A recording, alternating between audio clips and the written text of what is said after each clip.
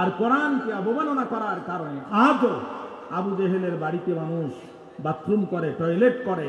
এ কোরআনের বিরুদ্ধে যারা করেছে, আল্লাহ জমিনে মাথা উঁচু করে তাদেরকে বিদায় নেয়ার সুযোগ দেয় নাই। কথা বলেন প্রিয় ভাইরা, হাজার হাজার তাফসীর মাহফিলকে ভঙ্গ করে দেওয়া হয়েছে। কোরআনের মুফাসসিরদেরকে ধরে নিয়ে কারাগারে নিক্ষেপ করে শাহাদাত বরণ করতে বাধ্য করেছে। একটানা যুগের পরে যুগ, প্রায় 36 বছর ধরে এক নাগারে আপনাদের সামনে এই টেবিলে, এই মঞ্চে, এই চেয়ারে বসে যিনি কোরআনের তাফসীর করেছেন, বাংলাদেশের মানুষদেরকে যিনি কোরআনের তাফসীর শিখিয়েছেন, কোরআনের পাখিকে নির্মমভাবে কারাগারে 13টি বছর জেলখানায় রাখার পরও কলিজা ঠান্ডা হয়নি। পিছনের দরজা দিয়ে কাপুরুষের মতো তাকে হত্যা করেছে। পালানোর সময় এক কাপড়ে পালিয়েছে, দুপুরের খাবারটা পর্যন্ত নসিবে জোটে না।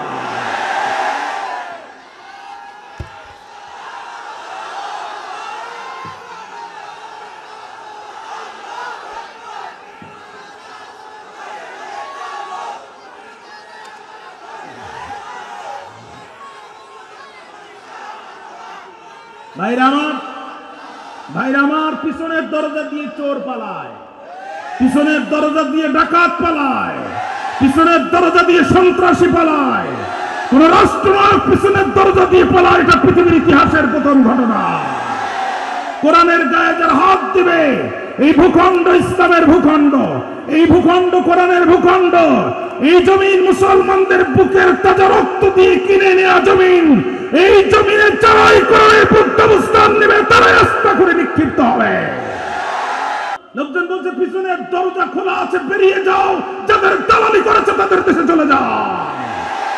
20 বছর আগে মুফাসসিরে কোরআন আল্লামা দেলাওয়ার হোসেন সাঈদী অত্যন্ত দায়িত্বহীন কণ্ঠের ঘোষণা দিয়েছিল, টুপি দেখলে রাজাকার বলে গালি দাও, কোরআন প্রেমিক তৌহিদি জনতাকে আলবদর বলে গালি দাও, দাড়ি রাখলে ইসলামের কথা বললে জঙ্গি তকমা দিয়ে কারাগারে নিক্ষেপ করতে চাও। এই দেশের তৌহিদি জনতা যেদিন মৌলবাদীরা গাছ ধরে ঝাঁকি দেবে, মামুর বাড়ি দিল্লি যেয়ে পড়বা। 3.5 ঘন্টা হেলিকপ্টার আকাশে উড়েছে, কোথাও জায়গা হয়নি, শেষ পর্যন্ত মামুর বাড়ি দিল্লিতে জায়গা হয়েছে। স্পষ্ট ভাষায় বলতে চাই, এই বিপ্লবে কোনো বাম রক্ত দেয়নি, এই বিপ্লবে কোনো শাহবাগী রক্ত দেয়নি, এই বিপ্লবে রক্ত দিয়েছে আবু সাঈদ আর মুক্তার মতো টাটকা ইমানদার মানুষেরা। আগামী দিনে পার্লামেন্টকে কোরআনের পার্লামেন্ট করার জন্য বাংলার যুবকদেরকে সবচেয়ে বেশি ভূমিকা পালন করতে হবে। উত্তরবঙ্গের অন্যতম শ্রেষ্ঠ বিদ্যাপীঠ, উত্তরবঙ্গের ইসলামী আন্দোলনের প্রাণপুরুষ মাওলানা আব্দুস সোবহান রহমতুল্লাহ আলাইহির স্মৃতি বিজড়িত দারুল আমান ট্রাস্ট কর্তৃক আয়োজিত 32তম তাফসীরুল কোরআন মাহফিল 2025 প্রথম দিনের মুকাররম মুহতারাম মুআজ্জাজ সম্মানিত সভাপতি, দারুল আমান ট্রাস্টের সম্মানিত চেয়ারম্যান, জেলা জামাতের সংগ্রামী আমির অধ্যাপক আবু তালেব মন্ডল সাহেব, আতালাল্লাহু উমরাহু ওয়া বারাকাল্লাহু ফি হায়াতিহি ওয়া ক্বাব্বালাল্লাহু সাইর আমালিহি। আমরা চিৎকার করে বলছি আল্লাহুম্মা আমিন। আজকে মাহফিলের সম্মানিত উপস্থাপক,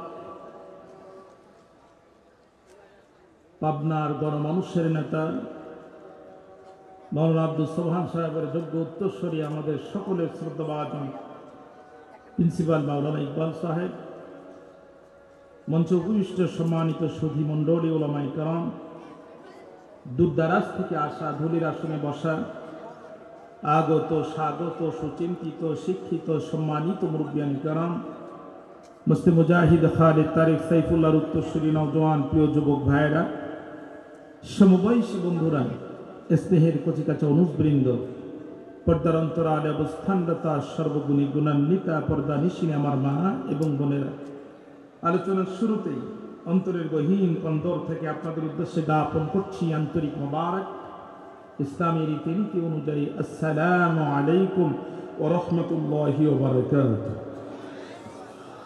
হৃদয়ের সবটুকু ভাব, আবেগ, প্রেম এবং ভালোবাসা কণ্ঠের আগায় উদিত করে। আবেগ আর অনুপ্রাণিত কণ্ঠে, অবনত মস্তকে, প্রশান্ত চিত্তে কালিমাতু শুকর আদায়ের লক্ষ্যে হৃদয়ে দর্শিত সবটুকুন ভক্তি, শরীরে সঞ্চিত সবটুকুন শক্তি একত্রিত করে নওজোয়ানের মতো, নবসাদুল্যের মতো চিৎকার করে সকলে মিলে একবার বলছি আলহামদুলিল্লাহ। আর জোরে বলেন রব্বানা লাকাল হামদ হামদান কাসীরান তাইয়িবান মুবারাকান ফীহি। আল্লাহ তুমি আমাদের প্রশংসাকে কবুল করো।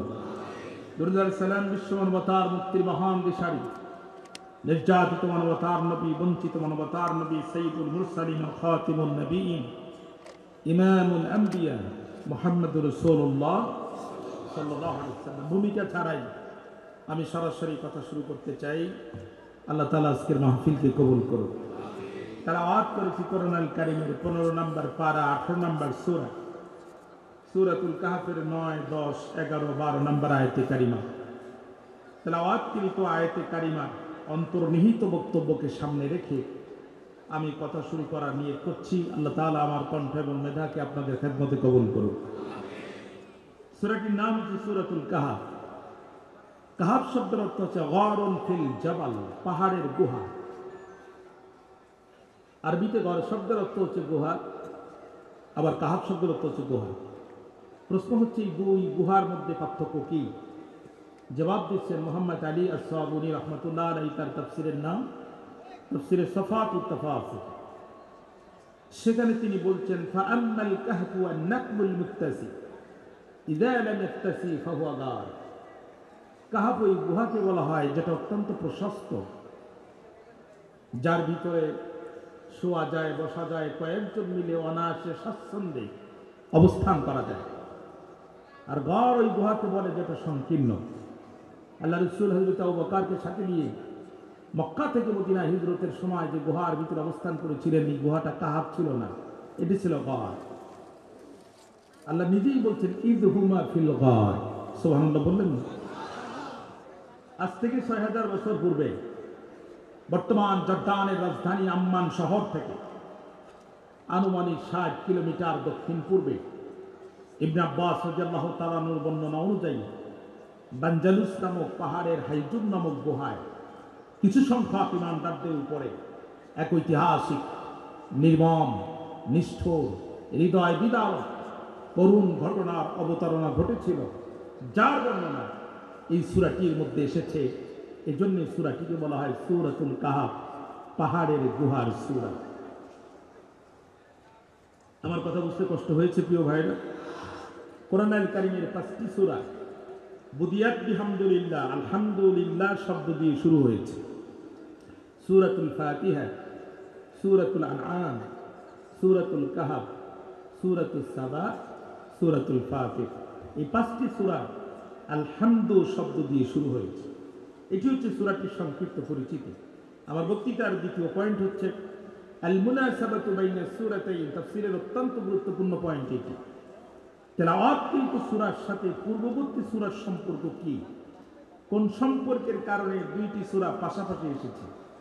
তারতিবুস সূরা, সূরার যে সিরিয়াল, ক্রমধারা, সূরা ফাতিহার পরে সূরা বাকারা, এই সিরিয়াল পৃথিবীর কোনো মানুষ করে দেন নাই। এই সিরিয়াল করে দিয়েছেন যিনি, একটু চিৎকার করে বলেন কে তিনি? পূর্ববর্তী সূরার নাম হচ্ছে সূরা বনী ইসরাঈল।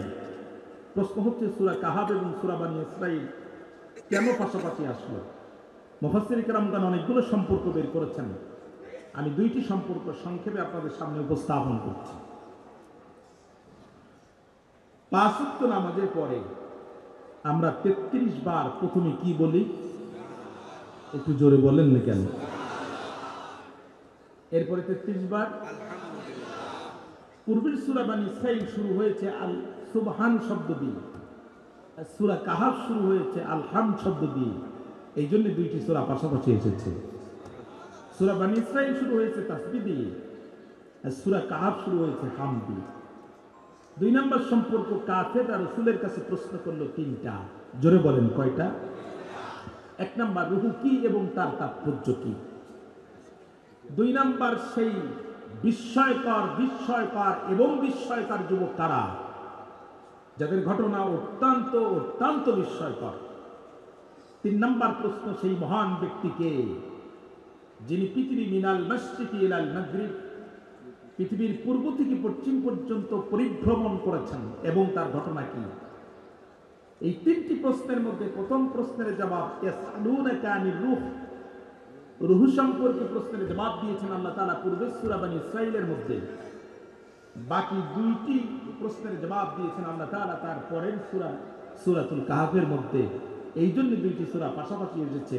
জোরে কন্যা সুবহানাল্লাহ। 3 নম্বর পয়েন্ট হচ্ছে ফাদিলাতু হাযিহি সূরা, এই সূরা তেলাওয়াত যে আমরা করব, বেনিফিট কি পাবো, লাভ কি হবে? আখিরি জামানার উম্মতের মধ্যে সবচাইতে বড় ফিতনার নাম হচ্ছে দাজ্জালের ফিতনা।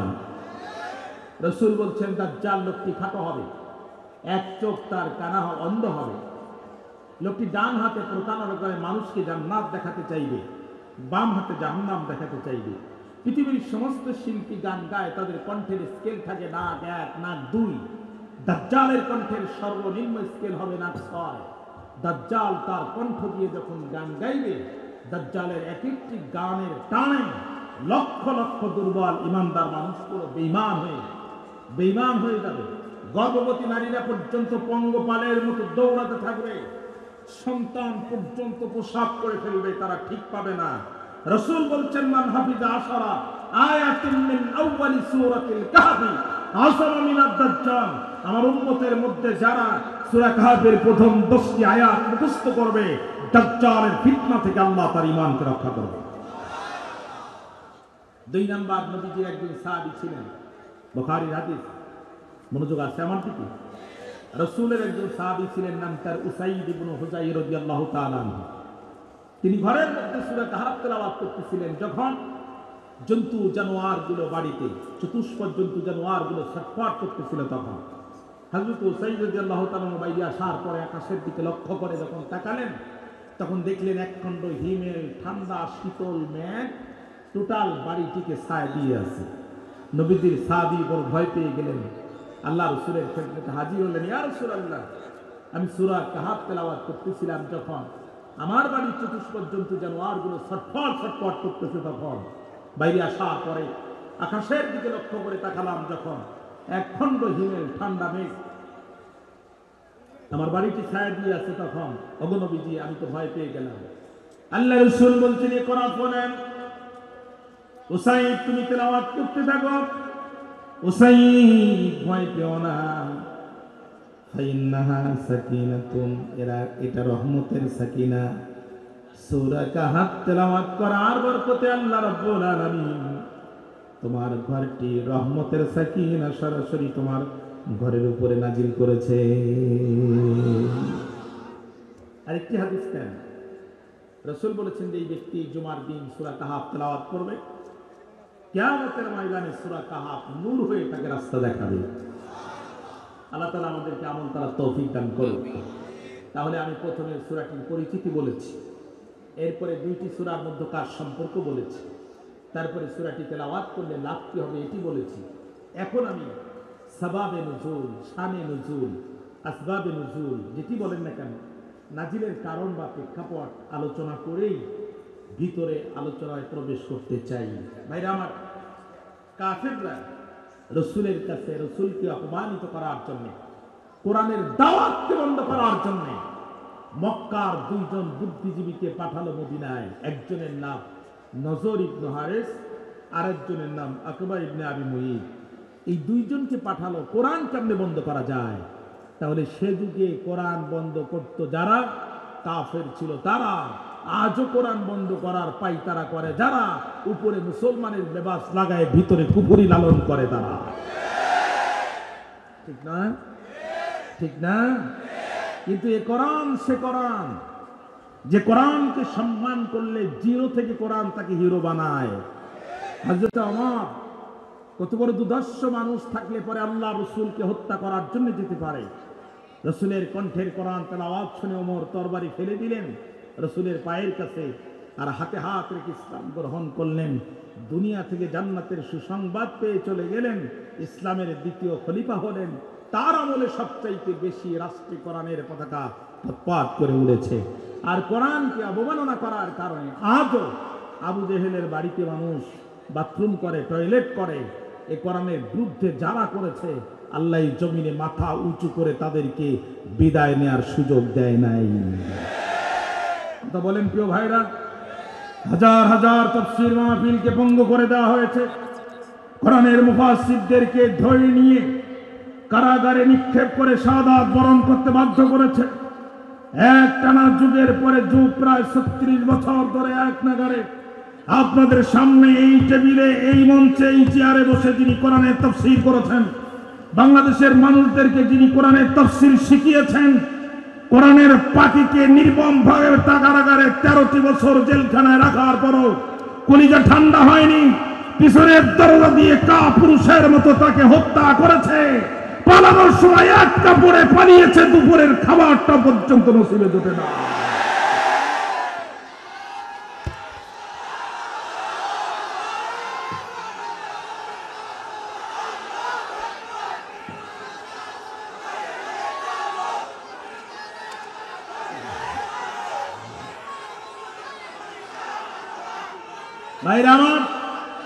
ভাইরা আমার, পিছনের দরজা দিয়ে চোর পালায়, পিছনের দরজা দিয়ে ডাকাত পালায়, পিছনের দরজা দিয়ে সন্ত্রাসী পালায়।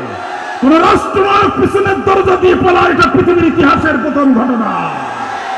কোরআনের গায়ে যারা হাত দিবে, এই ভূখণ্ড ইসলামের ভূখণ্ড, এই ভূখণ্ড কোরআনের ভূখণ্ড, এই জমিন মুসলমানদের বুকের তাজা রক্ত দিয়ে কিনে নেওয়া জমিন।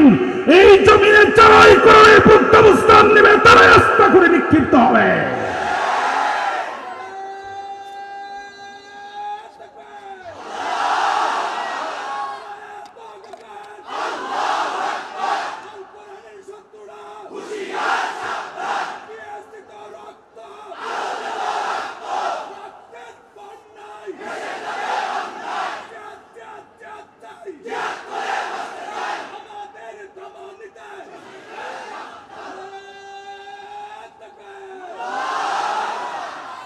পালানোর সময় বলতেছে, আমার 2টা শাড়ি নেওয়ার দরকার ছিল। কয় ম্যাডাম হাতে সময় নাই। কয় তাহলে একটু জাতির উদ্দেশ্যে বক্তব্য দিব। কয়েছে ক্যামেরাম্যান পালাইছে বহুত আগে। কয় তাহলে একটু বাবার কবরটা জিয়ারত করতে দাও। ওই চিন্তা করেন না, ওখানে গেলে আপনারই শুয়ে পড়া লাগবে না। কয় তাহলে এখন কি করবো বলে দাও। লোকজন বলছে পিছনের দরজা খোলা আছে, বেরিয়ে যাও, যাদের দালালি করেছে তাদের দেশে চলে যাও। 20 বছর আগে মুফাসসিরে কোরআন আল্লামা দেলোয়ার হোসেন সাঈদী অত্যন্ত দায়িত্বহীন কণ্ঠের ঘোষণা দিয়েছিল, টুপি দেখলে রাজাকার বলে গালি দাও, কোরআন প্রেমিক তৌহিদি জনতাকে আলবদর বলে গালি দাও, দাড়ি রাখলে ইসলামের কথা বললে জঙ্গি তকমা দিয়ে কারাগারে নিক্ষেপ করতে চাও। এই দেশের তৌহিদি জনতা যেদিন মৌলবাদীরা গাছ ধরে ঝাঁকি দেবে, মামুর বাড়ি দিল্লি যেয়ে পড়বা। 3.5 ঘন্টা হেলিকপ্টার আকাশে উড়েছে, কোথাও জায়গা হয়নি। শেষ পর্যন্ত মামুর বাড়ি দিল্লিতে জায়গা হয়েছে। স্পষ্ট ভাষায় বলতে চাই, এই বিপ্লবে কোনো বাম রক্ত দেয়নি, এই বিপ্লবে কোনো শাহবাগী রক্ত দেয়নি। এই বিপ্লবে রক্ত দিয়েছে আবু সাঈদ আর মুক্তার মতো টাটকা ইমানদার মানুষেরা। অতএব আমাদের হাতের প্রতিটি ঘন্টার, প্রতিটি মিনিটের, প্রতিটি সেকেন্ড অত্যন্ত গুরুত্বপূর্ণ।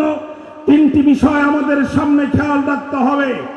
দাড়ি বড়, দাড়ি ছোট, টুপিওয়ালা, টুপি ছাড়া, পাগড়িওয়ালা, পাগড়ি ছাড়া, উঁচু টুপি, নিচু টুপি, শক্ত টুপি, কলিওয়ালা, কলি ছাড়া বুঝি না।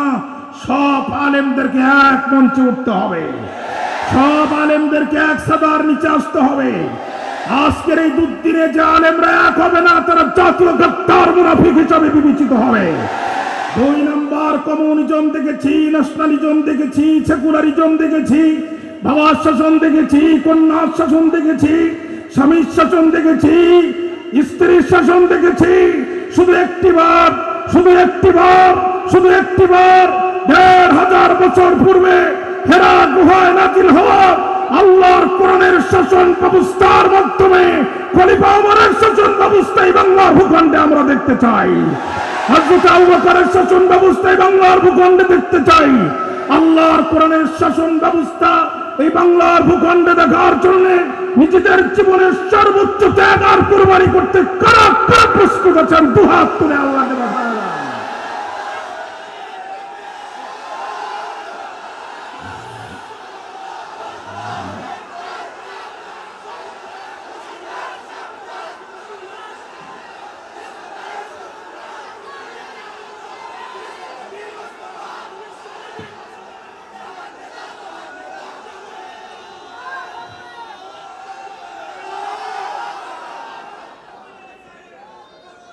আমার ভাইরা, এই কুখ্যাত দুইজন কাফের বুদ্ধিজীবী, আমার দিকে তাকান, আমার হাতে সময় কম, আমাকে কথা বলার সুযোগ দেন।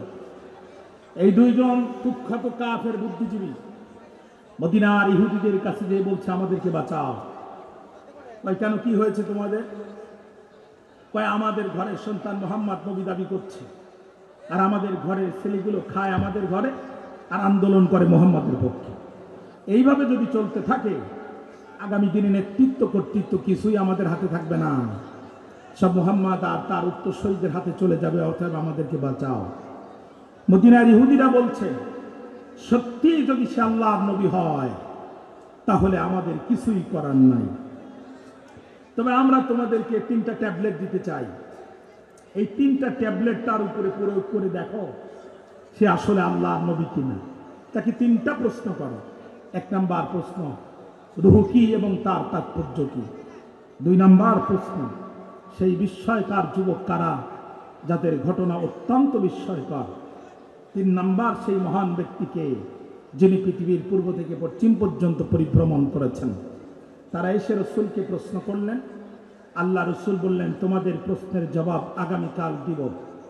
ঘটনাবশত তিনি ইনশা আল্লাহ বলতে ভুলে গিয়েছিলেন। উলুমুল কোরআনের ভিত্তির কিতাব, উমদা কিতাব 2টা। 1 নাম্বার আল বুরহান ফি উলুমিল কোরআন লি ইমাম আজ-জারকাশি। 2 নাম্বার আল ইতকান ফি উলুমিল কোরআন লি হাফিজ জালালউদ্দিন সুয়ুতি। আল ইতকান ফি উলুমিল কোরআনের মধ্যে হাফিজ জালালউদ্দিন সুয়ুতি বলেন আল্লাহ রসুল ইনশাআল্লাহ বলতে ভুলে যাওয়ার কারণে টানা 15 দিন রসুলের উপরে ওহী নাজিল হওয়া বন্ধ ছিল।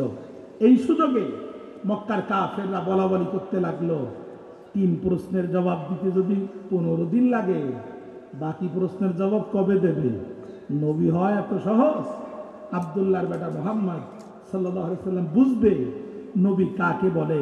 আল্লাহ কয় জিবরিল আর করিস না দেরি, চলে যা তাড়াতাড়ি। ওরা আমার রাসূলকে প্রশ্ন করে অপমান করতে চায়, আমার নবীর পক্ষে ওদের প্রশ্নের জবাব আমি আসমান থেকে সরাসরি দিতে চাই। জিবরিল আমিন চলে আসলেন, সূরা কাহাফ নাজিল হয়ে গেল। দেশের নাম জর্দান, বাদশার নাম দাকিয়ানুস, বৈশিষ্ট্য তার 3টা। জোরে বলেন কয়টা? 1 নাম্বার জালেম, 2 নাম্বার নিষ্ঠুর, 3 নাম্বার মূর্তি পূজক। তাফসিরের নাম তাফসিরে নূরুল কোরআন, পড়বেন তথ্য পেয়ে যাবেন। পৃথিবীর সব স্বৈরা শাসকের বৈশিষ্ট্য এই 3টা। 1 নাম্বার জালেম, 2 নাম্বার নিষ্ঠুর, 3 নাম্বার মূর্তি পূজক। সম্প্রতি আমাদের দেশ থেকে যেটা পালাইছে এটাও দাকিয়ানুস, তবে লেডিস ভার্সন। এ মাল একই কিন্তু মডেল ভিন্ন। মাল একই, মডেল ভিন্ন। কত বড় জালেম হলে পরে ফেরাউন মুসা আলাইহিস সালামকে হত্যা করার জন্য, ছোট ছোট বাচ্চাদেরকে হত্যা করার জন্য নির্দেশ দিতে পারে। কত বড় জালেম হলে পরে নমরুদ জীবন্ত পয়গম্বর ইব্রাহিম আলাইহিস সালামকে অগ্নিকুণ্ডে নিক্ষেপ করার আদেশ দিতে পারে। কত বড় জালেম হলে পরে স্বৈরাচার কোরআনের হাফেজকে হত্যা করার পরও কলিজা ঠান্ডা হয়নি, বুকের উপরে দাঁড়িয়ে ড্যান্স করেছে, নৃত্য করেছে। কোন বিড়াল মারা যাওয়ার পরে মৃত বিড়ালের বুকের উপরে কোনো জীবিত বিড়াল নাচানাচি করে না, মৃত কুকুরের বুকের উপরে কোনো জীবিত কুকুর নাচানাচি করে না, মৃত শুয়োরের বুকের উপরে কোনো জীবিত শুয়োর নাচানাচি করে না। যে কাজ কুকুরে করে না, বিড়ালে করে না, শুয়োরে করে না, সে কাজ স্বৈরাচাররা করে, জালেমরা করে। দাকিয়ানুস সারা দেশে ডিক্রি জারি করে দিল, অর্ডিন্যান্স জারি করে দিল, মার্শাল ল দিয়ে দিল। আমার দেশে থাকবে যারা মূর্তি পূজা করবে তারা, মূর্তি পূজা করবে না যারা, দুই ভাগে ভাগ হবে তারা, এক ভাগ যাবে আয়না ঘরে আর এক ভাগ যাবে ক্রস ফায়ারে। এখন বলেন তো আমরা মুক্তি পার্টি না তৌহিদ পার্টি? জোরে বলেন। 3 রাস্তার মোড়ে মুক্তি, 4 রাস্তার মোড়ে মুক্তি, স্কুলের সামনে মুক্তি, কলেজের সামনে মুক্তি, বিশ্ববিদ্যালয়ের সামনে মুক্তি নির্মাণ করে যারা ফেরাউন আর নমরুদের প্রেতাত্মা তারা। আমাদের জন্ম হয়েছে মুক্তির বিরুদ্ধে সংগ্রাম করার জন্য, মুক্তির ইবাদত করার জন্য আমাদের জন্ম হয়নি। এই দাকিয়ানুস আপনারা দয়া করে বসে পড়ুন, মোবাইলটা সেটিং দিয়ে বসে পড়ুন। আপনারা বিরক্ত হচ্ছেন আমার মনে হচ্ছে, মনোযোগ আছে আমার দিকে। দাকিয়ানুস সারা দেশে ডিক্রি জারি করে দিল, আমার দেশে থাকবে যারা মূর্তির পেছনে, যে মূর্তির মুখে কুকুরে স্প্রে করে, সুযোগ পেলে যে মূর্তির মুখে কুকুরে প্রস্রাব করে, এই মূর্তি কোনোদিন আমাদের রব হতে পারে না। অতএব জীবন দিব, ঈমান দেব না। জীবন দেব, কারণ জীবন গেলে জীবন পাবো, ঈমান গেলে ঈমান পাবো না। বলতে পারেন হুজুর জীবন গেলে কেমনে জীবন পাবো? কিয়ামতের দিন আল্লাহ তাআলা আমাদেরকে পুনরুজ্জীবিত করবেন, কিন্তু যদি ঈমান হারা হয়ে মারা যান, কিয়ামতের দিন নতুন করে ঈমান আনার কোনো সুযোগ নাই। অতএব জান বাঁচানো ফরজ নয়, ঈমান বাঁচানো ফরজ। জান বাঁচানোর জন্য জীবনকে কুরবানি করে দেওয়া ফরজ। 7 যুবক এক জায়গায় হয়ে গেল। আল্লাহ কয়, নবী, ওরা বিস্ময়কর যুবকদের ঘটনা আপনার কাছে শুনতে চায়। এখন আমি সেই যুবকদের ঘটনা আমি আল্লাহ তাআলা আপনাকে বর্ণনা করে শোনাচ্ছি। কথা কি এই পর্যন্ত বুঝতে আপনাদের কোনো কষ্ট হয়েছে? তাহলে চলেন সামনে আগাই। আল্লাহ রাব্বুল আলামিন বলেন, নাহনু নাকুসু আলাইকা নাবাহুম বিল হক ইন্নাহুম ফিতয়াতুন আমানু বিরাব্বিহিম ওয়া জিদনাহুম হুদা। আল্লাহু আকবার। আল্লাহ রাব্বুল আলামিন বলছেন, নবী, নাহনু নাকুসু আলাইকা নাবাহুম বিল হক, এখন আমি আপনাকে সত্য ঘটনা বর্ণনা করে শোনাচ্ছি। ইন্নাহুম ফিতয়াতুন, নিশ্চয়ই তারা ছিল যুবক। নিশ্চয়ই তারা কি ছিল? যুবক। আর তাদের কাজ ছিল কি? আমানু বিরাব্বিহিম, তারা তাদের রবের প্রতি ঈমান এনেছিল। ওয়া জিদনাহুম হুদা, আর ঈমান আনার কারণে আমি আল্লাহ তাআলা তাদের হেদায়েতের রাস্তাকে প্রশস্ত করে দিয়েছিলাম। আরো জোরে বলেন। এখন আমি প্রথমে ফিতিয়াত শব্দটা নিয়ে একটু কথা বলবো, তারপরে ভিতরে ঢুকবো। ফিতিয়াত শব্দটা হচ্ছে ফাতা শব্দের বহুবচন। মুফাসসির কিরামগণ বলেন এই শব্দের ভিতরে 3টা গুণের সমাহার। 1 নাম্বার কোন বিষয়ের সিদ্ধান্ত গ্রহণ, 2 নাম্বার চরিত্র গঠন, আর কোন বিষয় প্রতিষ্ঠা করার, তীব্র সংগ্রাম করার বয়স কালটাই হচ্ছে যৌবনকাল। আপনি বুড়া বয়সে যতই হেদায়েত হন, ইবাদতের হাত খুঁজে পাবেন না। চাচা প্রত্যেক দিন চেষ্টা করে, বুড়া বয়সে যে ফজরের নামাজের জামাত ধরতে পারে না। চাচা চিন্তা করলো আজ যেভাবে ধরবে, আজানের সময় উঠছে, ঘটনা করবে চাচি আম্মার ছায়ার চাচার পাঞ্জাবি এক জায়গায় ছিল। বুড়া মানুষ ভুল করে নিজেরটা না নিয়ে চাচি আম্মারটা কাঁধে নিয়ে মসজিদে আসছে। মুয়াজ্জিন যখন তাকবীর দিচ্ছে, চাচা কয় আজ আর আমারে পরাস্ত করতে পারবা না, আজ আমি জামাত ধরতে পারবা না। চাচা উজু করার পরে এখন পাঞ্জাবি মাথার ভিতরে ঢুকায়া হাত একবার ডান পাশে দেয়, একবার বাম পাশে দেয়, মাগার হাত খুঁজে পায় না। প্রথম রাকাত শেষ, দ্বিতীয় রাকাত শেষ, তাসবিহ তাহলিল শেষ, কিন্তু এবার চাচা হাত খুঁজে পাচ্ছে না। সালাম ফিরানোর পরে মুসল্লি যুবক বাইরে উঠায়, চাচা এই বস্তা কেন মাথার ভিতরে? কয় বাবা কি বলো তুমি, আমি পাঞ্জাবি তোমার আগে আমি মসজিদে এসেছি, উজু করছি তোমার আগে, কিন্তু আমি হাত খুঁজে পাচ্ছি না। যুবক ভালো করে তাকে বলে, চাচা তো চাচি আমার ছায়া, এই জন্যই বাবা হাত খুঁজে পাচ্ছি না। সুতরাং বাংলাদেশের পরিবর্তন এনে দিয়েছে যুবকেরা। যুবকদের মাধ্যমে আল্লাহ তাআলা আমাদের নতুন করে স্বাধীনতা দিয়েছে। নিশ্চিত পরাধীনতার কবল থেকে আল্লাহ তাআলা আমাদেরকে হেফাজত করেছে। আগামী দিনে পার্লামেন্টকে কোরআনের পার্লামেন্ট করার জন্য বাংলার যুবকদেরকে সবচেয়ে বেশি ভূমিকা পালন করতে হবে।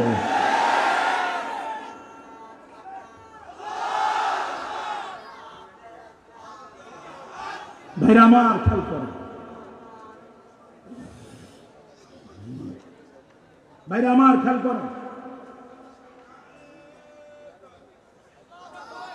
খেয়াল করেন, মনোযোগ আছে আমার দিকে। এবার যুবকরা কি বলল? জীবন দেব কিন্তু ঈমান, কথা বলেন না কেন? জীবন দেব কিন্তু ঈমান দেব না। কল্লা যায় যাবে, ডান হাত কেটে নাই নিবে, বাম হাত কেটে নাই নিবে, জীবন দিব ঈমান দিব না। যুবকেরা এই ঘোষণা দিল যখন, ডিবি হারুন বিষয়টা টের পেল তখন। আপনারা আবার তফসিরে ডিবি হারুনের নাম খুলতে দেন না। তৎকালীন এনএসআই গোয়েন্দা বিভাগে যারা ছিল আমি তো তাদের নাম জানি না, এই জন্য ডিবি হারুনের নামটা বললাম যাতে আপনারা সহজে বুঝতে পারেন।